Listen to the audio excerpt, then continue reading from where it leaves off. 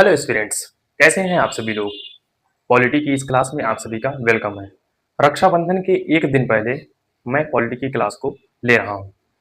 मैं 3 दिन से इस मौसम की चपेट में आ गया था, जिसमें मैं 3 दिन के लिए बीमार पड़ गया था, सर्दी जुकाम बुखार से। अब मैं थोड़े थोड़े सुधार आ रहा है मेरे अंदर। आज मैं आपकी पॉलिटी की क्लास लूंगा, जिसमें पॉलिटी की क्लास में संसदीय शब्दावलियों के बारे में विस्तार से चर्चा करने वाले हैं, जो कि परीक्षा के दृष्टिकोण से अति महत्वपूर्ण होता है। संसदीय शब्दावलियों में प्रश्नकाल हो गया, तारांकित प्रश्न हो गया, अतारांकित प्रश्न हो गया। ये प्रश्नकाल के अंतर्गत हो गया। प्रश्नकाल का क्या टाइम पीरियड होता है। फिर इसके बाद विश्वास प्रस्ताव, अविश्वास प्रस्ताव, ध्यान आकर्षण प्रस्ताव, निंदा प्रस्ताव, ये सब क्या होते हैं, इनकी चर्चा हम विस्तार से करने वाले हैं। तो आइए हम अपनी क्लास को स्टार्ट करते हैं। पहला हम देखने वाले हैं कि प्रश्नकाल का जो टाइम पीरियड क्या होता है और प्रश्नकाल किसे कहते हैं। ये हमारा पहला टॉपिक होने वाला है। प्रश्नकाल वह काल होता है जिसमें संसद का सत्र जब स्टार्ट होता है, प्रारंभ होता है, और जो संसद जब ओपन होता है उसमें सभी सदस्य प्रवेश करते हैं, और जो उनका काम होता है, यानी कि विधेयक पर प्रश्न पूछने का काम, वो 11 बजे से लेकर के 12 बजे तक होता है। 11 बजे सुबह से लेकर के 12 बजे नून तक होता है। यानी कि जो संसद का सदस्य होता है वह 11 बजे से 12 बजे तक 1 घंटे प्रश्न पर चर्चा या तो पूछता है, वह जो सरकार में बैठे मंत्री होते हैं उनसे प्रश्न पूछने का काम करता है, उसे प्रश्नकाल कहते हैं। ये 11 बजे से 12 बजे तक होता है, ये प्रश्नकाल हो गया। अब इसी में ही दो पॉइंट आते हैं। एक, प्रश्न किस रूप में पूछा जाए, मौखिक रूप में पूछा जाए कि लिखित रूप में पूछा जाए, वो संसद के सदस्य पर डिपेंड करता है कि वह किस रूप में मंत्री से चाहता है कि मौखिक रूप से वो बता दें या लिखित रूप से उनको चाहिए होता है। तो ये प्रश्नकाल जो होता है वो दो प्रकार का होता है। एक तारांकित प्रश्न, दूसरा होता है अतारांकित प्रश्न। स्टार्ड क्वेश्चन और स्टार्ड क्वेश्चंस। तारांकित प्रश्न का तात्पर्य होता है कि यदि किसी संसद के सदस्य को मंत्री से, जो सरकार में बैठे मंत्री हैं, उस मंत्री से यदि मौखिक रूप में उत्तर चाहिए होता है या प्रश्न का उत्तर चाहिए होता है, तो वह पेज के साइड में, लेफ्ट साइड में ऊपर की ओर स्टार का निशान लगा देता है, तो उसे तारांकित प्रश्न के रूप में गिनती की जाती है। और जो मंत्री होता है, मंत्री क्या करेगा, उसका उत्तर मौखिक रूप से देगा। ये हो गया, यानी कि इसमें मौखिक रूप से सदस्य द्वारा मंत्री से उत्तर प्राप्त किए जाने के संबंध में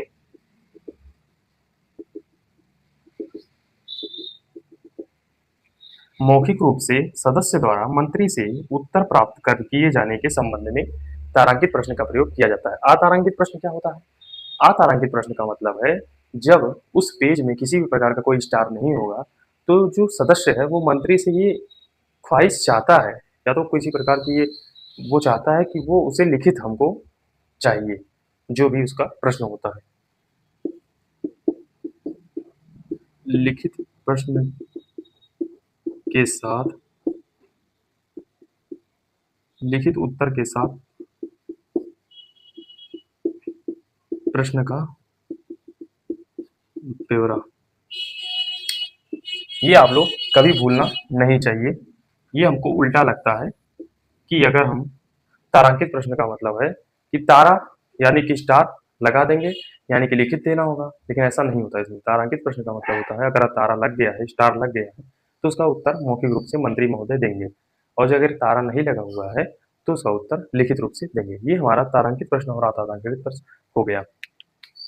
अब इसी में नेक्स्ट पार्ट बात करेंगे, जो कि है शून्यकाल।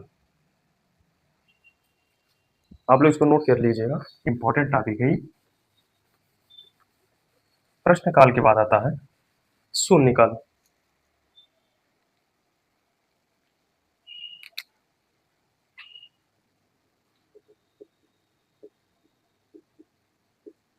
इसको कहते हैं जीरो आवर या जीरो पीरियड।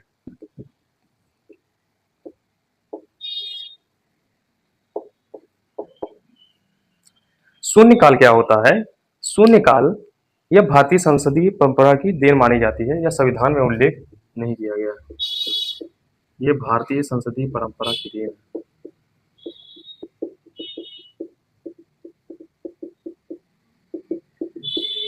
इसका प्रावधान जो है संविधान में नहीं किया गया है।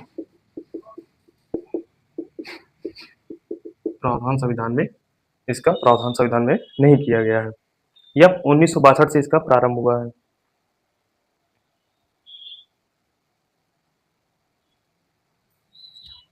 इसका जो प्रारंभ हुआ है वो 1962 में हुआ है।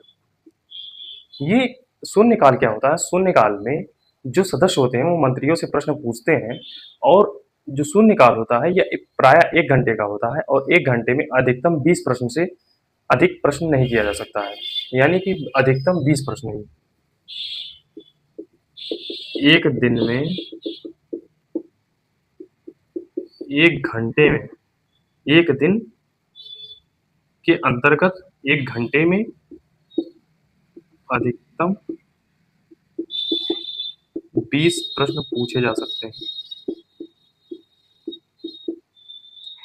और मंत्री उसका उत्तर दे या ना दे उसकी स्वेच्छा पर डिपेंड करता है। ये शून्यकाल भी मतलब हो गया।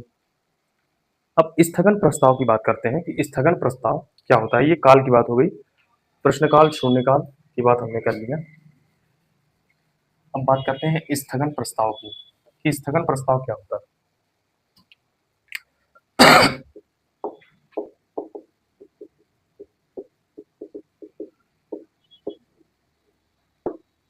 स्थगन प्रस्ताव हुआ होता है कि जब संसद का सत्र संचालित हो रहा होता है, तो यदि राष्ट्र में या देश के भीतर किसी भी प्रकार की अनहोनी घटनाएं हो जाती हैं, तो या तो किसी राष्ट्र के व्यापक महत्व के मुद्दे पर चर्चा करनी होती है, तो स्थगन प्रस्ताव लाया जाता है कि जो सदन है उसकी कार्यवाही को उस राष्ट्र के महत्व के मुद्दे पर ले जाया सकता है।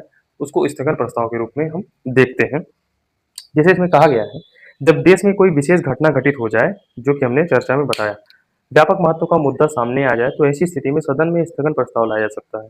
इसका अर्थ यह होता है कि किसी सदन की जो कार्यवाही पहले से चल रही है उसे रोक दिया जाता है और उस व्यापक महत्व के मुद्दे पर परिचर्चा प्रारंभ कर दी जाती है। इसे काम रोको प्रस्ताव भी कहा जाता है। क्या कहा जाता है? काम रोको प्रस्ताव, यानी कि पूर्व में चल रही कार्यवाही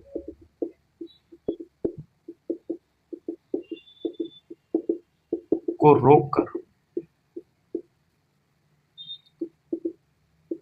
राष्ट्रीय व्यापक महत्व के मुद्दे पर चर्चा करना, इसे काम रोको प्रस्ताव भी कहा जाता है। और यह जो स्थगन प्रस्ताव होता है, यह इस पर आवश्यक होता है कि सदन के 50 सदस्यों का उस पर हस्ताक्षर होना चाहिए। सदन के 50 सदस्यों का हस्ताक्षर अनिवार्य है। तब जो पीठासीन अधिकारी होगा वो स्थगन प्रस्ताव ला सकता है। ये इसमें प्रावधान किया गया है। अब फिर नेक्स्ट बात करते हैं ध्यान आकर्षण प्रस्ताव। नेक्स्ट पॉइंट होगा ध्यान आकर्षण प्रस्ताव। आप इसको नोट कीजिए।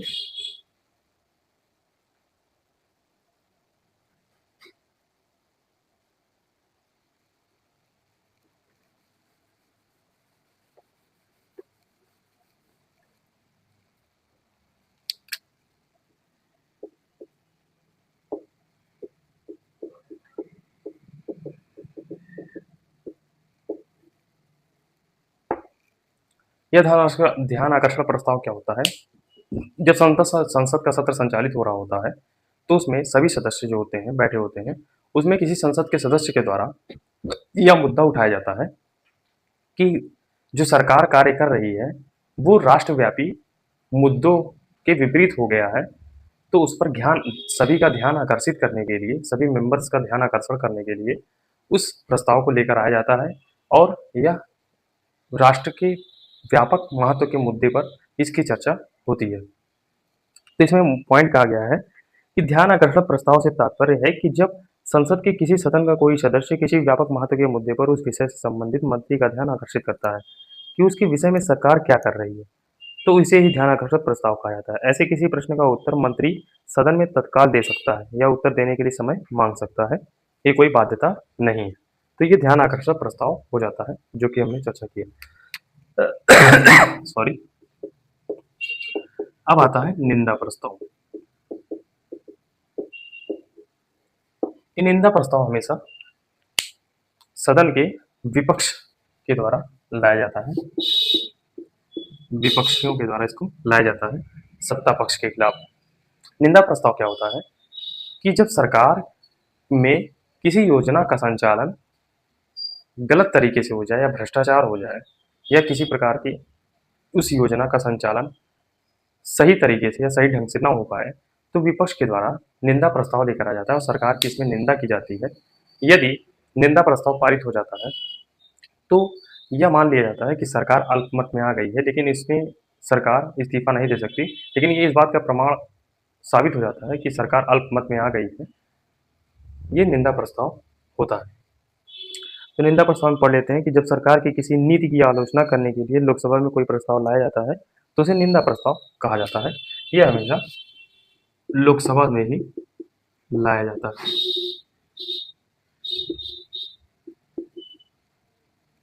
ये निंदा प्रस्ताव हो गया। अब हम फिर नेक्स्ट बात करते हैं इसी में, जिसे कहा जाता है अविश्वास प्रस्ताव।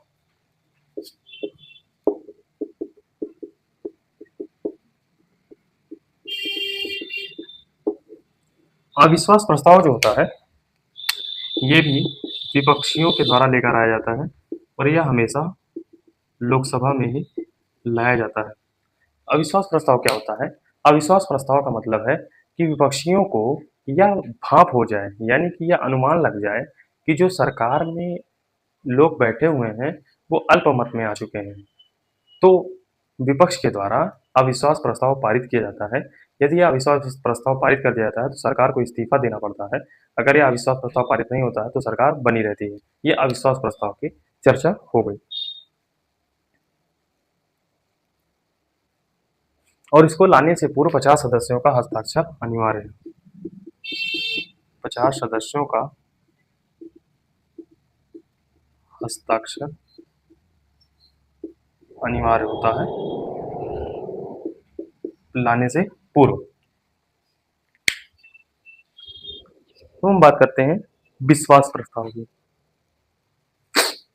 विश्वास प्रस्ताव क्या होता है कि राष्ट्रपति के द्वारा बीच बीच में सरकार के अल्पमत और बहुमत की स्थिति की जांच के लिए सरकार राष्ट्रपति के द्वारा सरकार को विश्वास के लिए बहुमत चेक किया जाता है, जिसमें सरकार के द्वारा ही, यानी कि सत्ता पक्ष के द्वारा ही अपना विश्वास जाहिर करने के लिए बहुमत साबित करते हैं। यानी कि विश्वास प्रस्ताव जो हो गया, वो सत्ता पक्ष के द्वारा लाया जाता है। यह विश्वास को राष्ट्रपति के समक्ष बनाए रखने के लिए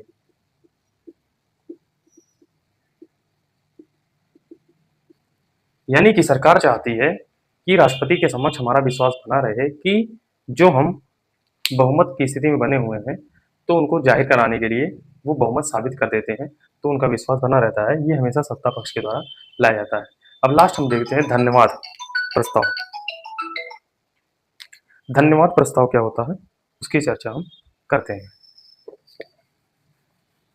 जो कि संसदीय शब्दावली में अंतिम आता है। इसके बाद हम संसदीय समितियों की बात करेंगे।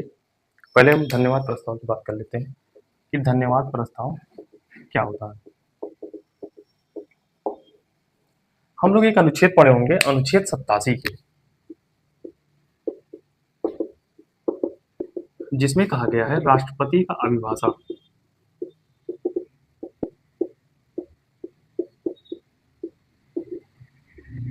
राष्ट्रपति का अभिभाषण यानी कि राष्ट्रपति के द्वारा जब संसद का सत्र, नया सत्र स्टार्ट होता है, यानी कि लोकसभा, नई लोकसभा गठित होकर के आती है, तो राष्ट्रपति के द्वारा दोनों सदनों को संयुक्त अधिवेशन के माध्यम से संबोधित किया जाता है और राष्ट्रपति के अभिभाषण के रूप में सरकार के गुणगान किया जाता है।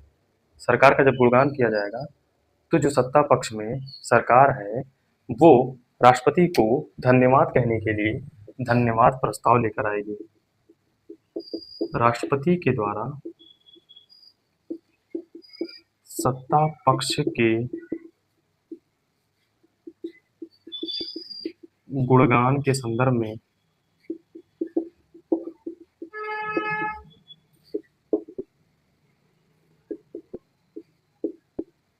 सरकार के द्वारा लाया गया धन्यवाद प्रस्ताव, तो सब लोग धन्यवाद प्रस्ताव के माध्यम से सभी सदस्यगण जो सरकार में हैं वो क्या करेंगे, राष्ट्रपति को धन्यवाद के रूप में धन्यवाद कहेंगे। तो ये धन्यवाद प्रस्ताव भी कंप्लीट हो गया। तो आई होप फ्रेंड्स, हमने संसदीय शब्दावली की विस्तार से चर्चा की। अब हम नेक्स्ट क्लास में संसदीय समितियां यानी कि स्थायी समिति और अस्थायी समिति, स्थायी समिति में हमारा प्राक्कलन समिति, तदर्थ समिति और सार्वजनिक उपक्रम की समितियों की विस्तार से चर्चा करने वाले हैं। हम मिलते हैं नेक्स्ट क्लास में नेक्स्ट टॉपिक के साथ। तब तक के लिए जय हिंद, जय भारत।